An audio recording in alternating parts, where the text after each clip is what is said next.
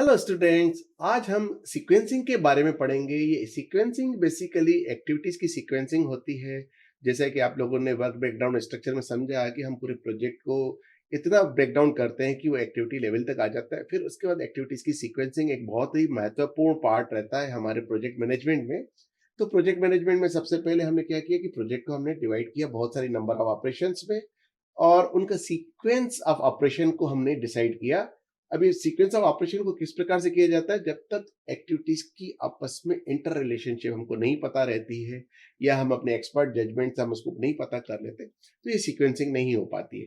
तो इसलिए इसका जो प्रोसेस है बहुत ही सिंपल प्रोसेस है। सबसे पहले तो हमको जितनी भी एक्टिविटीज आ रही हैं उन सबकी एक लिस्ट बनानी है। एक लिस्ट बना तो जिसको हम इस प्रोसेस को नाम दें लिस्ट आउट द एक्टिविटीज।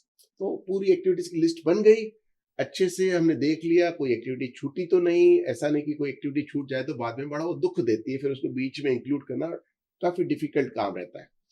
अब जब ये एक्टिविटीज की लिस्ट बन गई तो उसके बाद हम अपने जजमेंट से, अपने अनुभव के आधार पर और प्रोजेक्ट की जरूरत के मुताबिक उनकी इंटर रिलेशनशिप अपना इस्टेब्लिश करते हैं कि इस एक्टिविटी के बाद ये एक्टिविटी स्टार्ट होगी या ये एक्टिविटी इस एक्टिविटी के कंप्लीट होने के बाद ही शुरू हो पाएगी, या इस एक्टिविटी के बाद अपना जो है प्रोजेक्ट कंप्लीट हो जाएगा। मतलब पूरी रिलेशनशिप आ जाती है, ठीक है ना।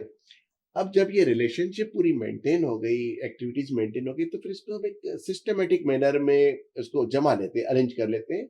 एक टेबल बना सकते हैं कि एक टेबल बना दिया अपन ने, और टेबल में उसमें हमने लिख दिया, एक्टिविटीज का नाम लिख दिया, प्रेसिडिंग एक्टिविटी लिख दी और असेंडिंग एक्टिविटी लिख दी। इस प्रकार से हमने इसको वो बना दिया, और कौन सी एक्टिविटी फर्स्ट एक्टिविटी है, कौन सी एक्टिविटी लास्ट एक्टिविटी है।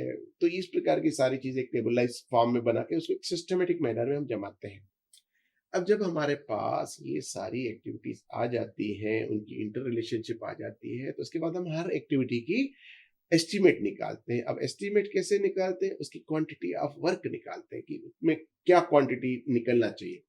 अब वो क्वांटिटी ऑफ वर्क पूरा निकल जाता है, ये हमको पूरे प्रोजेक्ट का फाइनल एस्टीमेट बनाने में बड़ी मदद करता है।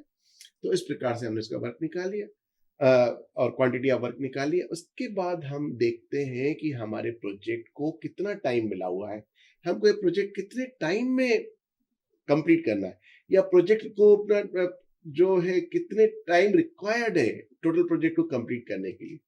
अब जब हमको पूरा एक बड़ा टाइम फ्रेम मिल जाता है पूरे प्रोजेक्ट के लिए, फिर हम उसको अकॉर्डिंगली एक्टिविटीज में निकालते हैं, और इधर से हम हर एक्टिविटी में अपने जजमेंट, एक्सपर्ट जजमेंट और अपने पुराने अनुभव के आधार पर हम ये जज करते हैं कि इस एक्टिविटी को कंप्लीट होने में हमको मिनिमम कितना टाइम रिक्वायर्ड है, या नॉर्मल कंडीशंस में कितना टाइम रिक्वायर्ड है। उस प्रकार से हम वो एक्टिविटीज का टाइम, फिर उसको हम मैच करते हैं, प्रोजेक्ट के टाइम और एक्टिविटी के टाइम में आपस में मैच करते हैं।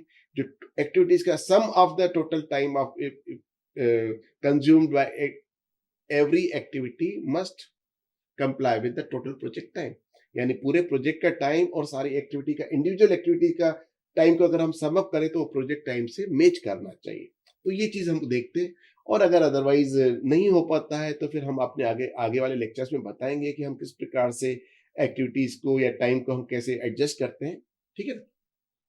जब ये सारी चीज हो जाती है, फिर हम अपना जो है क्योंकि हमारे पास ये एस्टीमेट भी, वर्क की क्वांटिटी भी मिल गई और टाइम भी रिक्वायर्ड मिल जाता है, तो फिर हम अपना जो एक्टिविटी के जो परफॉर्मेंस है, मन हर वर्क का जो परफॉर्मेंस है, तो हम रेट ऑफ परफॉर्मेंस भी कैलकुलेट कर सकते हैं, जिसको कि हमने बताया ना कि की परफॉर्मेंस इंडिकेटर्स होते हैं जिसको क्वांटिफाई करना चाहिए। तो ये क्वांटिफाई हम इस प्रकार से करते हैं कि इस प्रकार से मेजर करते हैं कि इतना हो जाना चाहिए था, अभी तक इतना कितना हुआ।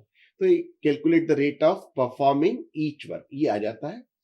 फिर जब ये सारी चीजें हमको मिल जाती हैं, फिर अकॉर्डिंगली फिर हम इसको एक बहुत अच्छे एक नेटवर्क में या बार चार्ट के माध्यम से इसको ड्रॉ कर लेते हैं। स्केल के हिसाब से बार चार्ट में अगर ड्रॉ करना है तो एज पर स्केल ड्रॉ करते हैं, अगर सीपीएम नेटवर्क में अगर ड्रॉ करना है तो उसमें हम स्केल का मतलब स्केल की जरूरत उसमें नहीं पड़ती है। तो स्टूडेंट्स, आप लोगों ने देखा कि किस प्रकार से हम अपना जो है एक्टिविटी की सीक्वेंस करती हैं। इसको हम आने वाले लेक्चर्स में 2 लेक्चर से समझेंगे, बार चार्ट का एग्जांपल से भी समझेंगे और सीपीएम नेटवर्क के एग्जांपल से भी समझेंगे।